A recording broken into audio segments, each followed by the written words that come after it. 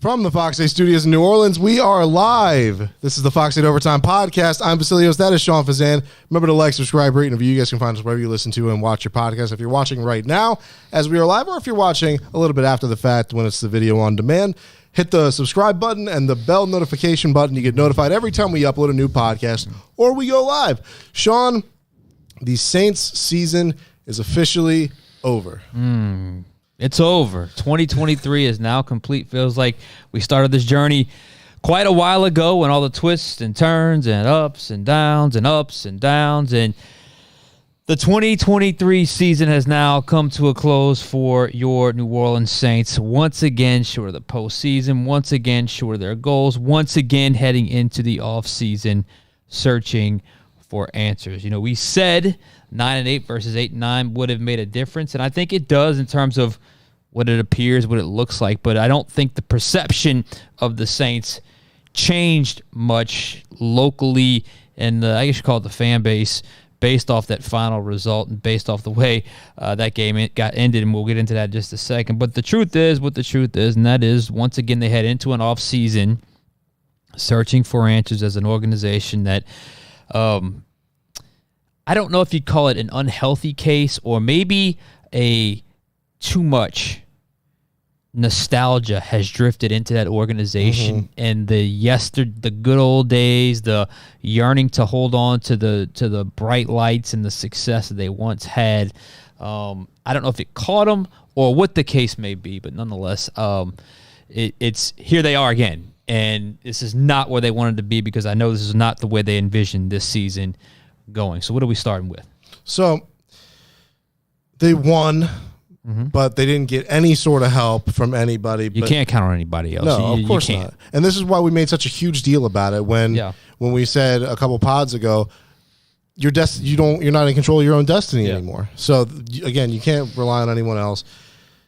Just how would you characterize 2023? I know you kind of just alluded to it a little bit, but when we go into depth and we really look at this season under a microscope, how would you characterize? Yeah, we're going to do the full autopsy on the season over the next couple Here lie of weeks. your New Orleans but Saints. I think big picture, I kind of alluded to a few minutes ago. I do think, and I kind of sensed it from Dennis Allen's comments today where he brought up we got to do things different. Change needs to happen. It was the way he delivered it was much different than in years past. It didn't have the generic tone. It was much more of a, I don't know if it caught them, but I just think the nostalgic era of the nostalgia feel to the 2023 Saints cannot be ignored because there just seems to be we're going to figure this out because it's happened before sort of feel. Look, they were better this year. They got benefits from a soft schedule, no doubt, and a soft division, no doubt. They were better, but they still weren't good enough. No. They still weren't good enough. A team that should have been good enough, but was not good enough. Ultimately, they were a team that got a little complacent. I'm not sure if that's the exact accurate word. I think they got a little bit. They thought the natural, organic way of getting better was going to catapult them at some point in the season, and it took them too long to realize that they had to make shifts, changes, and to figure out what they needed to do to get better, to figure out what worked, what didn't. And that's why you saw the winning 4 games out of the last 5 weeks. That's why you saw the offense that looked completely different than the one that started the season. I mean, they looked like a team, a well-oiled machine for the last 5 weeks of the season. And even in that LA game, I know they got beat, but, they were able to move the ball effectively in that game for a lot of that game before crazy decisions and crazy execution certainly took over. So, to me, they were just too late to the party in terms of figuring out what needed to be figured out, and they had too much of it's going to get better. It's going to get better. It takes time. And before you knew it, they sort of ran out of time. And it leaves you with the feeling of, this was the vibe in the locker room today. We talked about 5 or 6 different guys. There was a feeling of too little, too late, close but no cigar, outside looking in. Day late, dollar short, whatever the cliche you want to use. Yeah, they got better, plus 2 wins is certainly better from one season to the next, but it wasn't nearly what they had in mind. And it goes to show you just where the view of where they were just didn't match up with the reality of what they put on the field and on tape and on film. And I just feel like now they head into another offseason, of disappointment. Because make no mistake about it, they are thoroughly disappointed in the way this season went. Thoroughly disappointed. Right. Because everyone knows you'll never have a schedule like that again. You will never have a schedule like that again. You will never catch that many breaks from an opposing quarterback ever again. Look at the opponents for next year, how it's going to be. So there is thorough disappointment and very high levels of disappointment.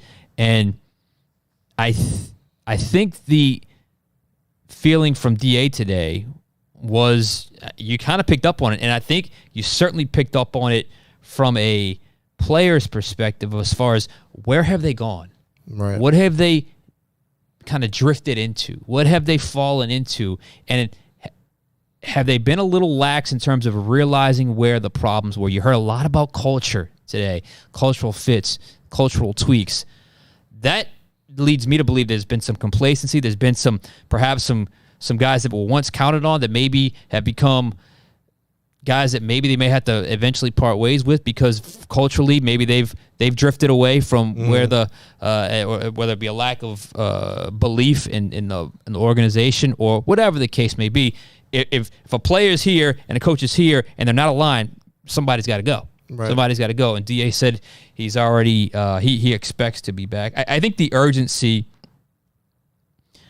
they've got to work on this in terms of the urgency of the moment must be felt day in and day out into the offseason, and it must be on full display, in my opinion, that they are doing everything possible to search under every rock and making sure this team is not left holding kind of the pen and paper at the end of the season, writing down, okay, where do we have to get better? Again, 3 straight years without the postseason feels like 30 when you had it for so long. And look, they've had peaks and valleys over the last 15, 20 years. Dennis Allen even alluded to it, and at that point he was a assistant coach, defensive coordinator, left, came back, all those things. That's fine. There's no guarantee it's going to happen again, and that's why the nostalgia, to me, has reached the point of, like, you got to let that go. You got to let it go because there's a feeling, well, we can do it again because we've done it before. Well, there's no guarantee that's going to happen. Sure, you can, but there's no guarantee it's going to happen. So now, you're left with this season of disappointment despite being better on the field slightly when it comes to wins and losses. And you're, as an organization, having to figure it out once again when you thought that you would at least be playing into the postseason. Because I think if they would have got into the playoffs, I'm not even sure, like they want to win the Super Bowl, but I'm not even sure if they didn't win the Super Bowl, the goal, realistic goal was Super Bowl. I think the realistic goal was NFC South Championship and or playoffs. Yeah. Neither one happened. So that's where they are. That's the short version of what happened in 2023. But I do think there was a collective case of they started hot 2-0, but I just felt like there was a little bit of a fog, a little bit of a blur, and by the time it cleared up, it was just too little, too late, despite a late rally to make it respectable at the end. All right, before we move on to our next topic, we got a few people tapping in via the chat here. Let's hear some. Said, long season and honestly ended the worst way possible. DA is back, no playoffs, and no top 10 pick. Someone kind of elaborated on that, saying, how's that win feel? Because it put Atlanta at 8 and the Saints at 14. At 8, it's more likely to get a blue chip prospect, and at 14, more like probably not. So, look, I understand that frustration because it's like I think at some point the fan base was set on the idea of, hey, let's restart this organization with a top 10 pick. And this is a great quarterback class and do it that way. And they're likely not going to have that opportunity, at least on the surface, because you're not going to probably get that player at 14. You can always move up, down. We'll get into that when we get closer to it. But I understand the frustration.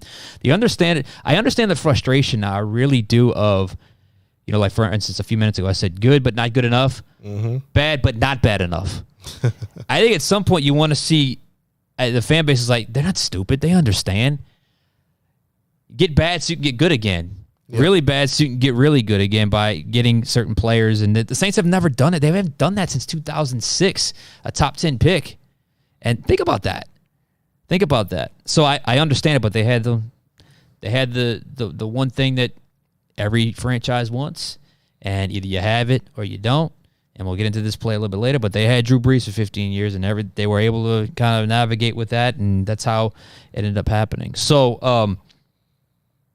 I understand the frustration. It sucks. It really does to be sitting here 9-8 outside looking in, and you knew you weren't going to get the help. No. You knew. I thought once the Bucs won, did you see the touchdown, the fumble at the goal line by DJ Chark, and then the missed field? I'm like, this is why you don't rely on Carolina. Exactly. This is why you don't rely on the Carolina Panthers. This is why you don't rely on the Packers.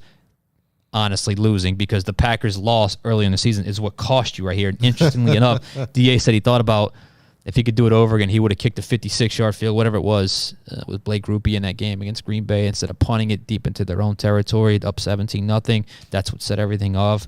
Look, all roads lead back to Green Bay. We know that. That's been a pretty hot topic over the last 24 hours. If you just would have won that game, this whole week feels different. The whole week feels different. You're winning the NFC South. You're in the postseason, and you're coming off of a dominating win against your biggest rival. Instead of it being the end of the road, feeling like you wanting more, you would have at least gotten into the postseason.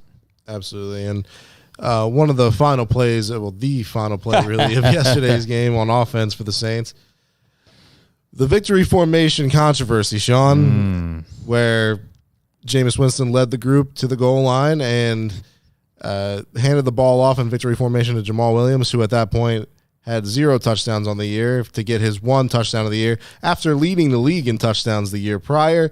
What do you make of that, and what do you make of the whole circus after the fact? Well, first off, of course it had to be Jameis. Of course it had to be Jameis. The guy is just a magnet for just attention and headlines, and for a guy that doesn't play a whole lot, man, he stays relevant, doesn't he? He does. My God, does he stay relevant?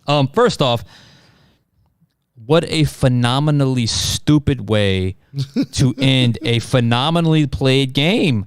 Like, think about how much that game took a drastic turn based off the way it ended. There's so many layers to this, and honestly, I'm so in the local bubble right now.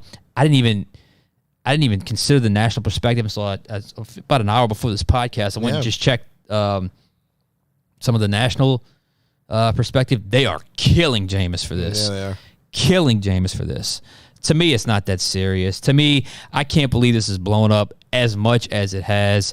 I think the teammates coming out in support of Jameis is not a direct, to go against DA. It's to more protect him from the national criticism that Jameis has received. So let's just break it down. First and foremost, Tyrann Mathieu.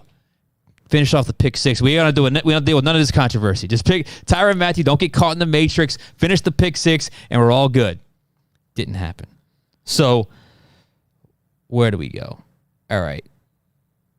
By now you've seen the play. You line up in victory formation. They don't kneel it. They hand it off. Jamal Williams scores. Arthur Smith goes off on Dennis Allen after the game. You could read his lips during that whole situation. And then DA comes to the podium, and he apologizes right out of the gate. Worst thing. Okay, first things first, look. I think Jameis's intentions were pure. Because this is what I think happened. They're saying it's a team thing, I think Jameis got in the huddle and said, what do y'all think? Let's just get Jamal a touchdown. And they all probably like, yeah, let's do that, something like that.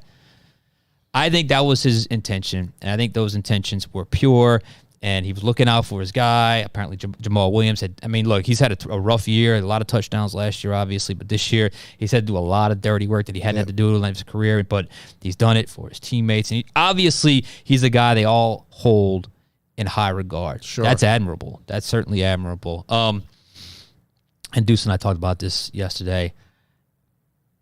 You can't do it out of victory formation. You just can't do it out of victory formation because there's that unspoken rule. Okay, look, we're going to kneel. You're not going to rush us, and we're going to end this game. They didn't do it. They didn't do that.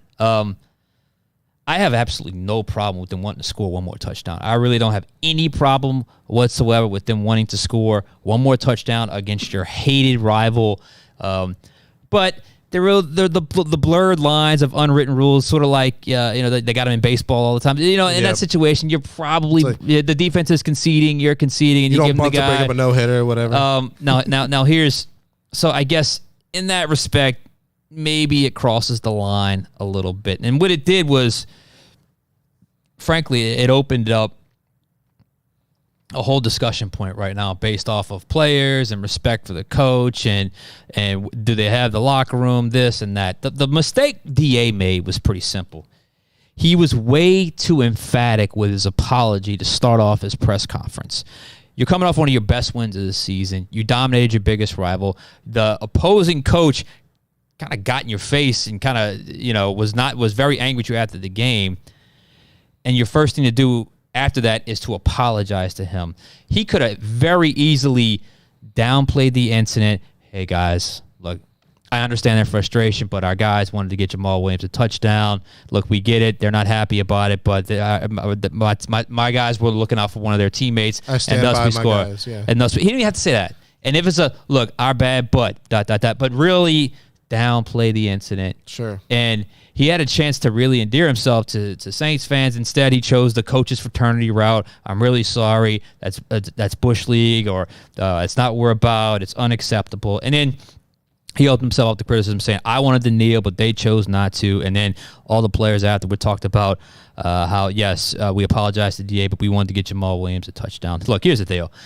Grand scheme of things, it isn't a big deal. It really isn't a big deal. It has no effect whatsoever. And this is where I gotta call out a few former players who have been on this kick about, it shows he doesn't have to respect the locker room. Stop it.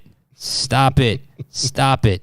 And I know you're probably going to get some comments in the live stream. I got a couple already, yeah. You don't win 4 out of your last 5 games if he lost the locker room. Look across the sideline to the guy that got mad and got angry, and his last image as Falcons as coach is going off on his opposing coach for allowing 48 points. It's a horrible look for him. Those guys gave up on him. DA was at least able to rally the guys a little bit, so he didn't lose the locker room.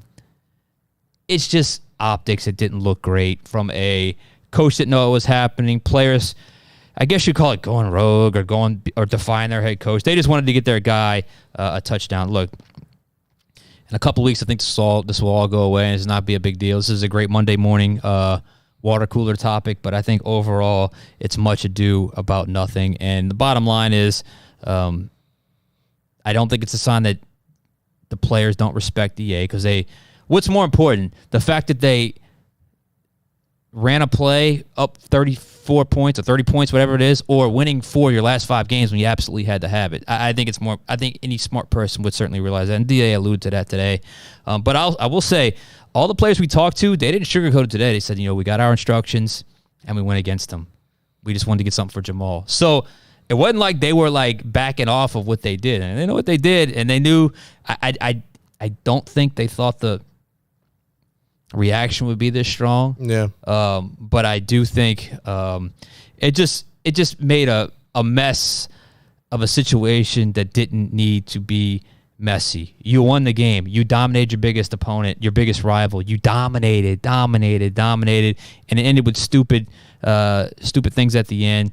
And I guess by the letter of the law, the players didn't follow their coach. But it wasn't like they, threw a 50-yard bomb on 4th and 1 as opposed to running a quarterback sneak. It was a game was already out of hand. The game was already decided.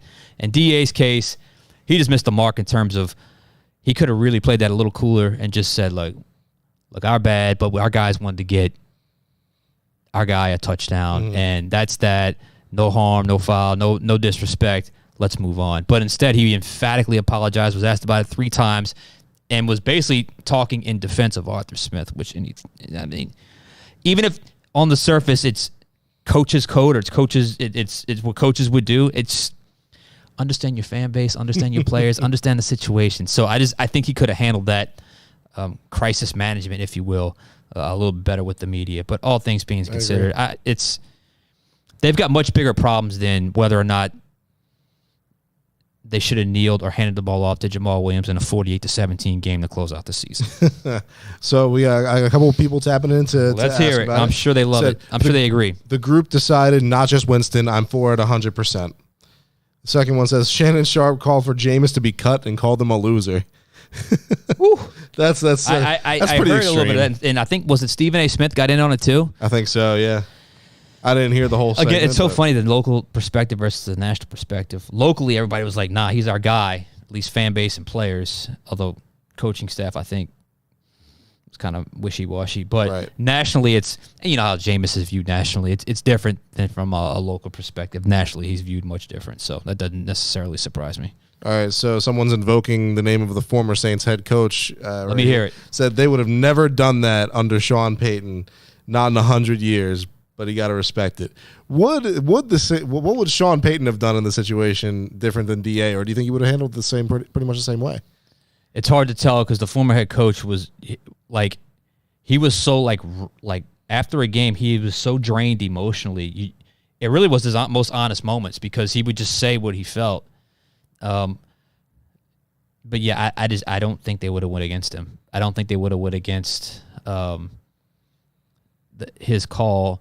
However, I do think if they would have went up to him and said, "Hey, can we get Jamal one last touchdown?" He just said, "Run the play." Yeah, he just said, "Run the play," but not out of victory. Not out of victory formation is the problem. Yeah, that's the problem. If you want to run a play from the 1 yard line, by all means do it. Everybody's getting paid. Everybody's making seven figures. Exactly. Everybody's getting paid. This is not Little League.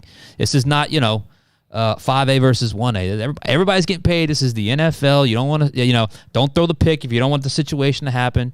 And by the way, correct me if I'm wrong, wasn't there a pass interference a couple drives earlier that the Saints could have had and had a first down, but they ended up declining the penalty?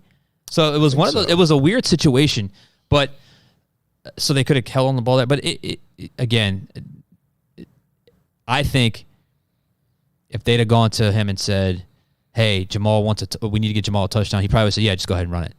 So what? And if Arthur Smith would have been mad, so be it. It was just a comedy of errors. It was so just dumb. It probably was fitting, though, for the way the season has gone. I agree. All right. So moving on to our next topic, and our good friend Jeff Duncan tweeted this out earlier.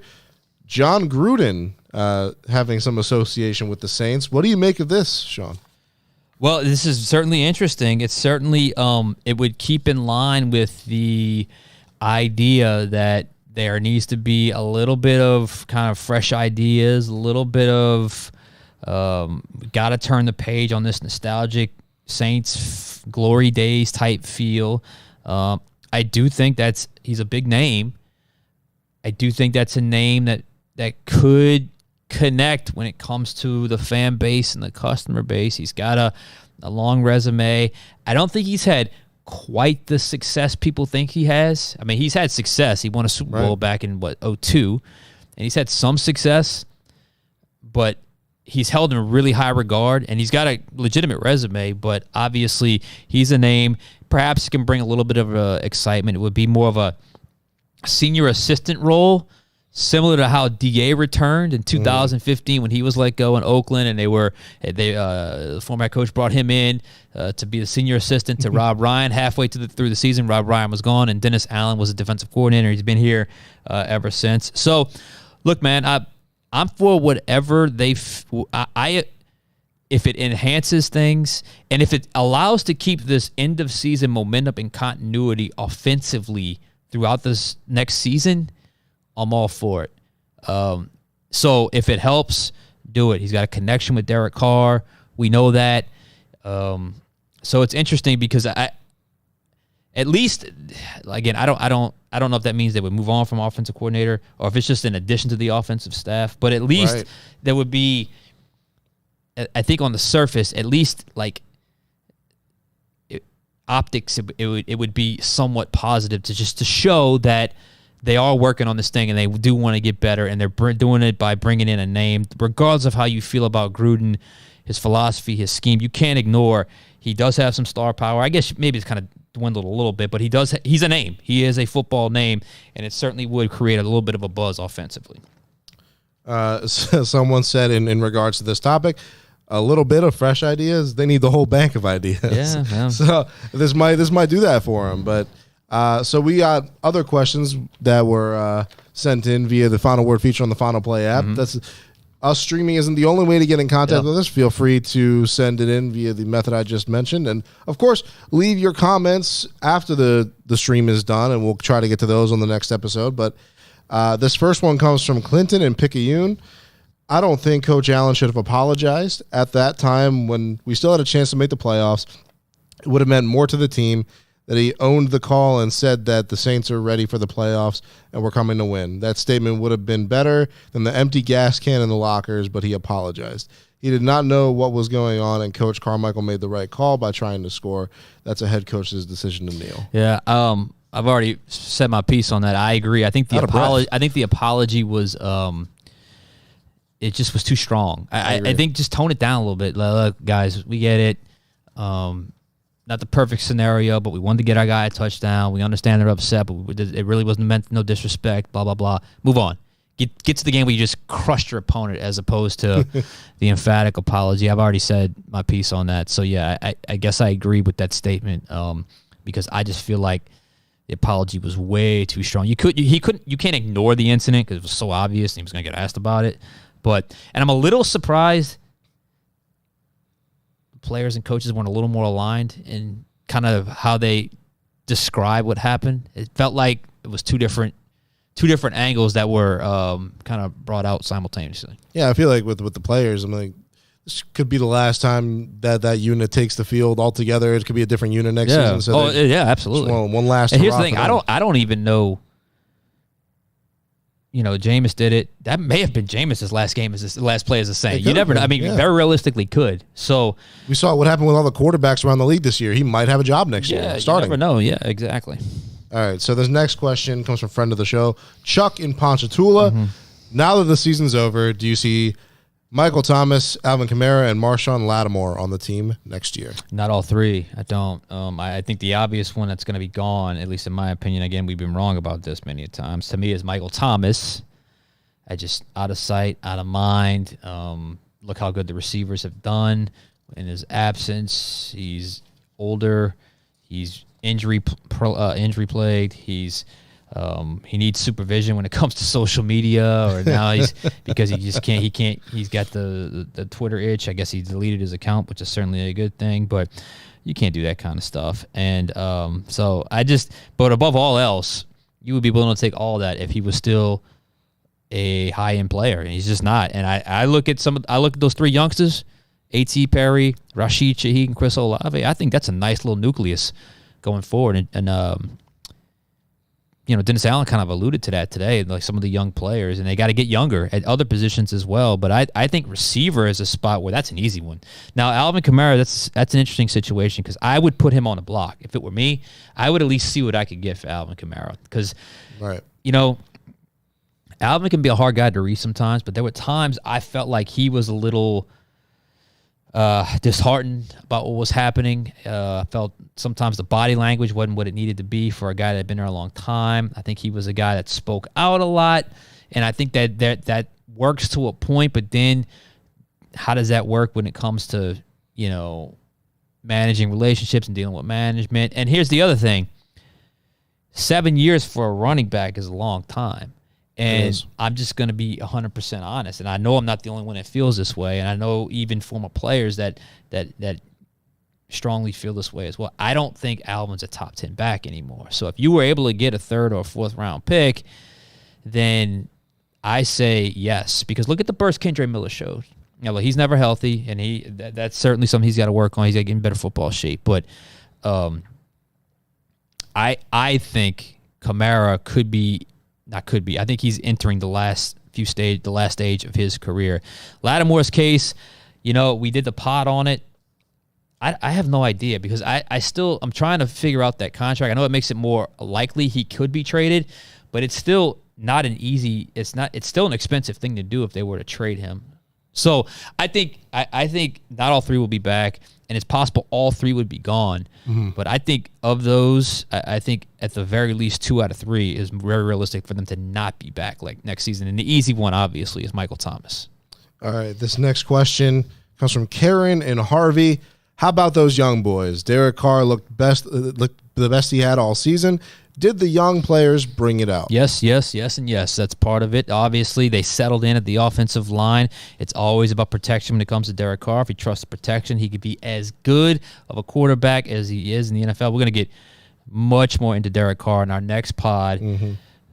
Carr haters, you aren't going to like me on that pod. I'm just warning y'all right now because you look, the biggest Carr defender in local media is about to have his day. That's coming Wednesday. But you can't ignore what he did the last 4 games of the season, the last 5 games of the season. And I think the young receiver certainly had a lot to do with that. Again, why did it take so long to get to that point? That's the problem. Why were you so slow to figure that out? Yeah. And why did it take so long to factor in more play action? Why did it take so long to figure out the offensive line? All legitimate questions, but there's no denying the way the offense finished. And I thought Derek Carr was outstanding the last couple weeks of the season. And we got one last question here. This one coming from the chat section. Let me ask you guys, did this team really improve at the end of the year? Yeah, I did. I think so. I mean, you can't look at the way they started the season. And because I thought the start of the season, defense carried offense. I thought middle of the season where they hit that lull, I thought offense was a little higher than defense. Mm-hmm. And then the end of the season, I thought they both kind of meshed a little bit. So yeah, a little bit better, as most teams do when they play.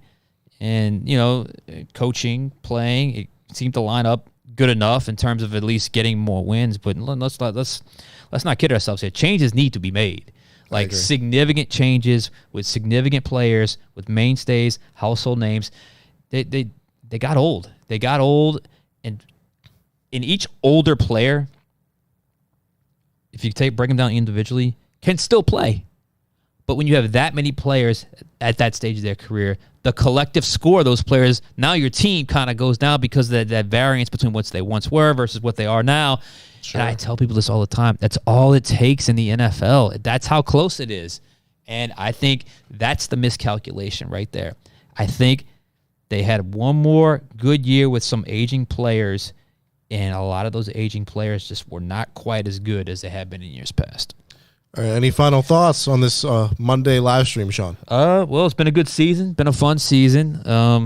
Sad it has to end, but I guess all good things or bad things must come to an end at some point. So we'll be back Wednesday, but it's been a fun season. We're gonna get into the off season with kind of breaking down what happened this season more specifically, and then of course get into the off season with free agency and the draft and all that good stuff coming up pretty soon. So yeah, should be fun.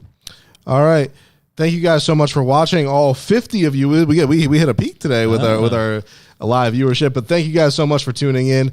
I'm Vasilios. That is Shawn Payton. We'll catch you guys on the next one.